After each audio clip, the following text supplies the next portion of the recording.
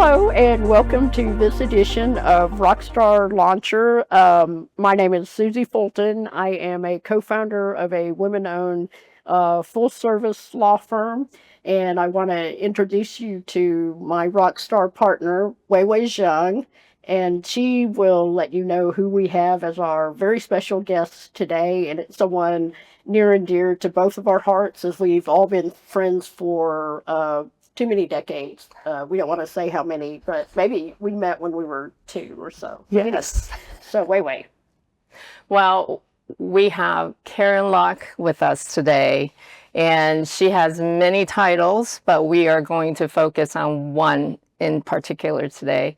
She's the co-founder of Orchid Giving Circle, a nonprofit organization that has done so much good in the community. And so we're going to focus a little bit more on that and talk about how that organization got started. And I still remember the very first meeting many moons ago. Yes, it's been 10 years actually. 10 years around this time, we all got together, and I say we, I mean a group of Asian women in the DFW area. We kept seeing each other over and over again in different nonprofit settings, either fundraisers or policy discussions. And we just decided that maybe if we can collectively pull our giving, then we can make a big, bolder change in nonprofits in the DFW area. So that was our vision.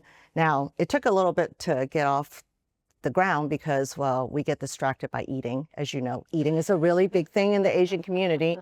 We would have multiple meetings where we talked about how much we should consider raising, what our focus areas should be, and then more eating. So it's been 10 years, and we're so grateful for your early support as the firm, but as you're sharing your legal mind with us. So I worked with you on the name of the organization and to register it. How did you come up with the name Orchid Giving Circle? Well, because we are a group of Asian women, we wanted something that signifies strong and resilience and tenacity. Right. But we also want to embrace the fact that we are women. So we came up ultimately with Orchid because if anybody has been out there who has tried to care for an orchid plant, they're very temperamental. But they'll last forever, and they are loyal. They grow. They're beautiful, but very strong. It's a very resilient plant if you just nurture it the right way. And so we thought that really kind of embodies all the women. I mean, there were only a handful of us at the time, though, who said, okay, we're going to commit to doing this no matter what. But yeah, we're not saying that we're difficult women. We're just saying, we're not saying temperamental either. Oh no. No, but very, very resilient. And we've been able to do so much good in the Dallas-Fort Worth area. So not just in Dallas County, Collin County, Denton County. We've even granted out to Tarrant County. So we try to think of ourselves as a convener for Asian philanthropic issues, but we definitely do, value our sisterhood, and, as you know. So, and we really do also think of ourselves not just giving to issues that are, crisis. We really focus on leadership too, so that we can build a pipeline of new, younger Orchid sisters. Now, you spoke about some of the challenges, and we'll get to some of the other ones later, but there were definitely some challenges in the trademark arena, and Wei Wei can touch on those real quick. Yeah, so when we heard back from the Patent and Trademark Office, they cited another registered trademark that also had the word orchid in it, but that organization has nothing to do with giving out grants and providing assistance to any organization. It's not charitable. So we were not able to persuade the examiner initially. We had to appeal that. So and we were successful, and just well, so you happy. say we. You really, it was really Wei Wei. weird. But We just sat there and said, wow, thank you so much for, contributing your services to help us preserve our name. But if we had not taken your advice and continued to pursue it, we might have Just changed given our name and given up. Which But would be a shame. yeah, because now we have such brand recognition in the community. Absolutely. And actually, nationally, folks will reach out to us Wow. because we've been so successful.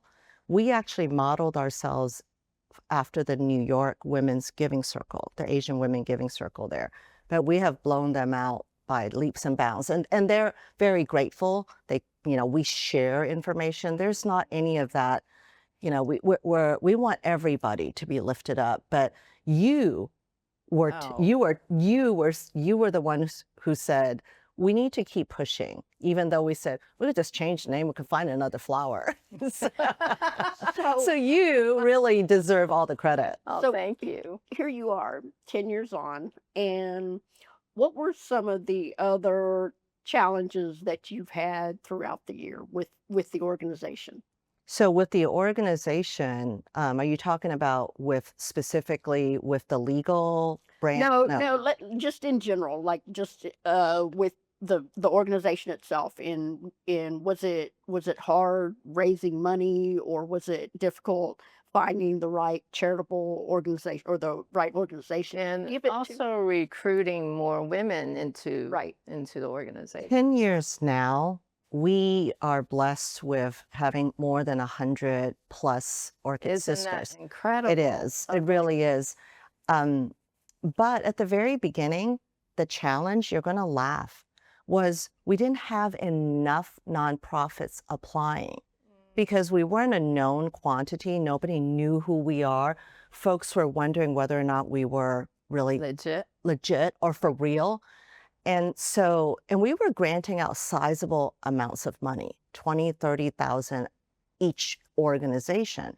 So That's impactful. right, Yeah. that's it. But that was the whole point, was to democratize the giving, but then to be able to give big grants, not 2,000 here, Right. 3,000 here. And I'm not suggesting 2,000 or 3,000 is not enough, but if you really want to move an organization Impact. and you want to elevate, or you want to create something sustainable, the only way to do that is to really believe in the organization. Go, okay, I'm going to give you this big chunk of money because I really believe in what you do. And so at the beginning, we had to go ask.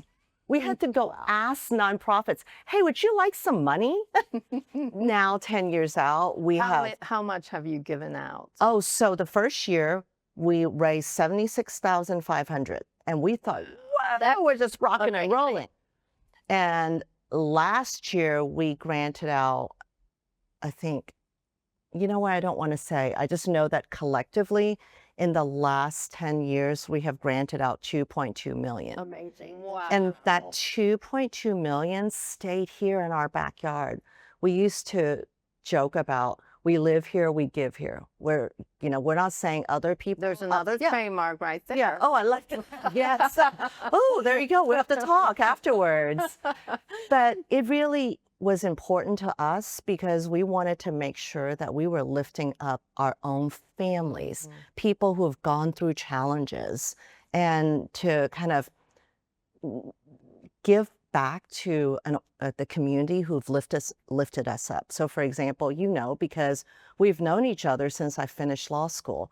The minute I came here. Before. Oh, I know. Right. Before I was thinking of going to law school. Yes. So I've known you longer than I've even known Suzy. Yeah. And I remember looking up to you when I was applying to law school going, Baker Botts has an Asian female lawyer. I mean, that's unheard of at that point. And so you gave me inspiration to be a lawyer and then to come back, in Dallas because, I could have gone back to Houston. Houston definitely has a greater That's right, you're from Asian population.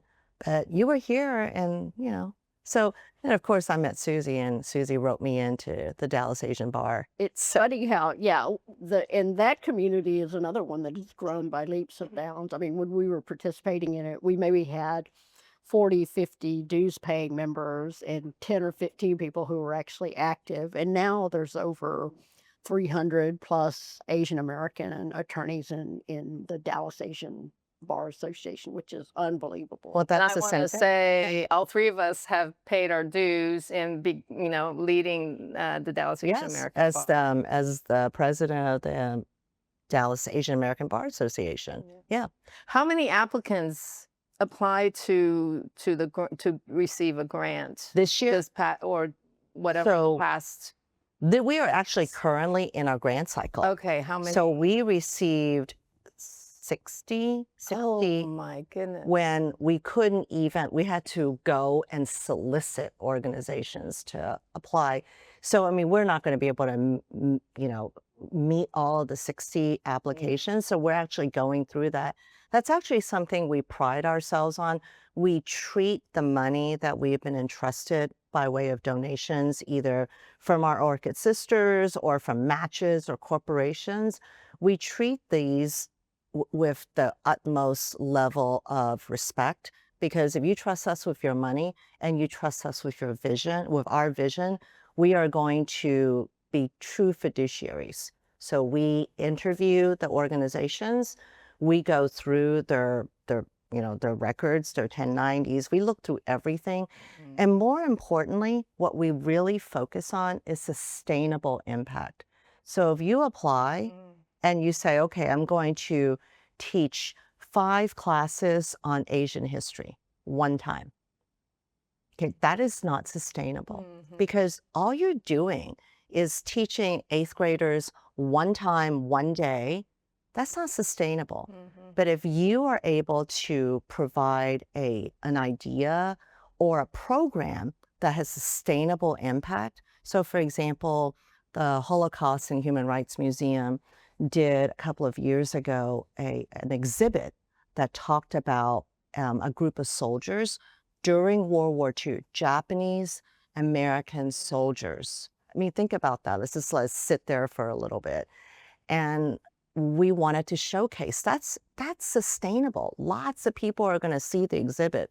So we were part of the support. I have another example that, because the Orchid Giving Circle is obviously very near and dear to my heart. And as well as I'm on the board and have been on the board of the Frontiers of Flight Museum because of Caren, actually. But another story. But the Frontiers of Flight Museum, I've always thought of it as kind of a little museum that could. You have the Perot, which is great big shiny museum, and the little Frontiers of Flight, which is they've been growing by leaps and bounds. And one of the things I didn't know when I got onto the board was the impact that they have in the educational community with their STEM programs, and particularly trying to get more and more women and girls involved in STEM. And I'm not sure, I didn't review the grant or that when they applied to the Orchid Giving Circle, but they were one of the recent recipients just this last year from that. And so they benefited from that. And to me, it's just so cool to see these two organizations that I love, kind of come together in this way. And so I think that, for that museum to get a grant from the Orchid Giving Circle it's very impactful to them, as opposed to some of these larger museums that get tons of money from wherever, it's very meaningful. So That makes me smile from the heart to know that all 3 of us have touched on the Orchid Giving Circle in one way or the other. And this is kind of our, DFW baby. We do this here so that we can help our own community. And I mean, I'm an immigrant, so I know the challenges and all that's going on in this world right now. I mean, I think, it's something that will leave a legacy. And it's one of the proudest things I've done, aside from my children. So, my kids are like my legacy, but this is something that I look back on. And my mother, you guys know my mom. My mother in the early years would offer to cook as a prize, do home cooked meals to raise money, because that's how we did it. We were just scrappy. And her mom could cook. Let's just say she could cook. So that was one of the, auction items, was from a mom to cook a dinner. Wow. And so, and I love seeing that there were multiple generations, and I know my niece and my neighbor's girlfriend, my goddaughter's involved. So I mean, it's wonderful. It makes me think of how generous Dallas is when it comes to giving and philanthropy. Well, before, I'm sorry. I know that Asian Americans have a lot to learn in terms of being donating money and taking up causes. So, are you looking for more members? Yes, we're And always who are you looking for? we're Who always would be looking your for ideal members. member? So our ideal member is focused on philanthropy. We want to know that your heart is in the right place. I mean, the fact that we all like each other and we get along and we eat a lot is okay. But at the core, your heart needs to understand that this is about giving and lifting up others that are not as fortunate as you. Everything else is icing Yeah, on the cake, everything right? else is Social icing. events that Yeah, you have. absolutely. And that is what we talked about at the very beginning. Yes, we love being together, but we are all one mind marching to the same direction. And that is to raise as much money as possible, and we give it out. So everything we do, we don't, everybody, when we have a gathering, we pay for our own food, we pay for our own drinks. None of it comes out of the pool of donations, so that we can say to anybody who contribute, your money, you're going to see where the dollar goes. We can tie it all back. So yeah, very proud of it. And the best part is after we got up and running, the African American sisters did something similar called the Village Giving Circle. Yes. And an H100 is the Latinas. So the three groups collaborate to do things together. We show up when they do a celebration. They show up when we do a celebration. So it's a great feeling to know that all these women are all focused on making DFW better. Planted a tiny seed, and now this big, huge oak tree has grown with lots of little orchids. Yeah, and we were not, we learned from others. So the New York Women Giving Circle were the ones who came down, their founders came down, taught us kind of what to be thinking about, how to model it so that it is sustainable. What I want is to know that when I'm 80 and I don't remember anything, that this is still going on and that we're creating, a new pipeline, and they are, because so three of us really ran it at the first 5 years. So it's you and Sejal and Cynthia. Yes. And the three of us, so Sejal Desai, Cynthia Young, and me. And we ran it for about 5 years. But now we have an endless group of women who are more, I don't know, technologically advanced. They modernize everything. We don't have to manually keep a spreadsheet of all the funds coming in. It's amazing, but that's what you want. That is the whole point, is to create a pipeline. And you have women of all different ranges and age, right? They are at different places in their career. Absolutely. So we have CEOs, we have middle management directors. The whole point is to democratize it. But along the way, what we really discovered is that we became mentors and mentees in a very organic way. So if you're looking for advice on your next career step, you could go to your Orchid sisters and ask, and not worry about whether or not that person is going to turn on you. Right. Yeah. I mean, it's built-in mentorship. Right? It is. And so that's wonderful. And one of the women that I recruited from Tower Watson, at the time was an entering level director. And she said, I don't think I can do this. And I go, we can do it together. We will raise the money together. I'll help you. And now she's going to be an officer on the Orchid Giving Circle. I don't want to embarrass her, but I mean, just a rock star, and is able to navigate this through her work and family, right? Think about how much the three of us have leaned on each other during good times and maybe challenging times. So I think philanthropy is sometimes not natural, right? You want to keep things for yourself, but this organization has done so much to teach and spread that knowledge around, and I think that's such a huge legacy for you to No, pass down. well, it is definitely a collective effort. It's not Karen's alone. But I want to touch on something you talked about as a community.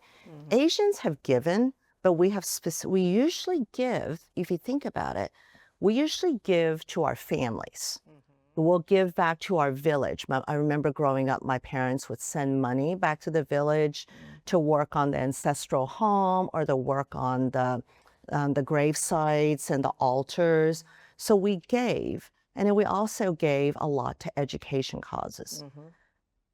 But all of the other things, especially the kind that touched on health issues, because we don't talk about cancer.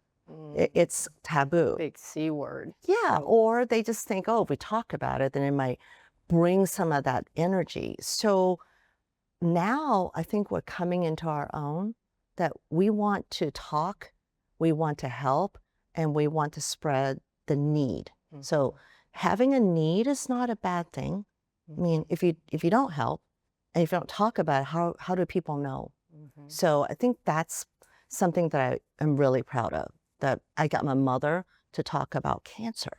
She actually, and I brought her to one of the events, and one of our grantees was Asian Breast Health, and out of Richardson. Yes, I remember that. And I mean, tears in our eyes every time one of those women talk about how much it meant to have somebody drive them, to provide language services, to check up on them, just make sure, hey, are you getting enough to eat? Do you have medicine? So yeah, no, I mean, it's great. I love it. But I don't want to monopolize the whole conversation. I mean, Well, if there's anything else. So You are a rock star. supposed to monopolize. Well, exactly. So I want to hop back to what you said about, Dallas. And we talked a little bit about it before the podcast about Dallas being a giving city, and it was something you made some comments about that were a little surprising to me. So I want to talk about that, about Dallas. Absolutely. So there are non-organizations that track philanthropic giving, and you have to think of philanthropic giving not just to specific causes, but also to hospitals, to a house of worship. When you add that all together, Dallas is very competitive with New York, San Francisco, LA. Everybody thinks, oh, those big cities. And then people kind of roll their eyes when they think about Dallas. But we are so generous. When I go and ask for you to believe in what I'm selling, right? I'm selling an idea to you that if you give, you are helping other people that are outside of your immediate network. There's no widget. You don't get anything back. You just have to know that you are doing something good that will have an impact for somebody that you don't even know. We are so generous in Dallas. We are always in the top 10. Sometimes we're in the top 5. People don't believe that. But I'm not making this up. It's not like Caren saying it. Well, you should know because you were chair of the Texas Women Foundation. Yes. And so you had access to a lot of stats that speak to that. Absolutely. And part of what I generally believe in, and it's a moral imperative, is to give back. People helped me along the way. People helped my family along the way when we were immigrants. So now that I'm in a place where I can give back, I think we should. I mean, you guys do it too. You know, we do a lot of the same things together, not just because we're friends, but because you guys were so helpful to Orchid at the beginning. And then I just love the whole circle coming full with the frontiers of flight. So, yeah, I mean, I think when you look back at just kind of where we all started, right, as baby lawyers, and then the growth of our careers and whatnot, and I think that's been one thing that has been important to the three of us is, you know, making sure that we're building the next generation, whether it's attorneys or uh, Asian American bar presidents or the Orchid Giving Sisters. And I think that's something that we all feel is important to us, that we're leaving behind, like, and you spoke about it, a legacy, that we don't want it to just end, that, like we've done this, Right. and hooray for us, and then move on, and we go on and retire or whatever, and we're done. But because I find it impactful, if there's someone that I've affected or that I've impacted with their career or with their decisions on giving philanthropy or whatever. So I think that's something that we all try to do, and that I love seeing in my fellow sisters. Well, and we are sisters. I use that word. I mean, you guys are capital S, sisters in my book. We've just known each other for so long, and I love that we respect each other, we nurture each other, and we help. I mean, you raise your hand, we'll be there, so. Karen's one of the most generous people that I know. She's so giving of her time and attention and money to not only her closest friends, but the community at large. Yeah. Well, So I had good role models. Remember, I met you before law school, so I had good role models. And certainly, coming from the whole immigrant background and being able to leverage and seeing it firsthand how others help you just kind of makes you want to do more. And so, we're almost out of time, but is there one thing? It's graduation season. So is there one thing, one sentence, one word that you would pass along to these up and coming graduating high schoolers or graduating college kids? Colin Powell said, empathy, if you can pass on empathy to your children, then you have given them the greatest skill. And I believe in that, because if you can feel what others are feeling, you are going to do more and you're going to do better. So empathy. Love that. Wow. I love that. And with that, we'll close out our latest episode of Rockstar Launcher. Thanks for joining us.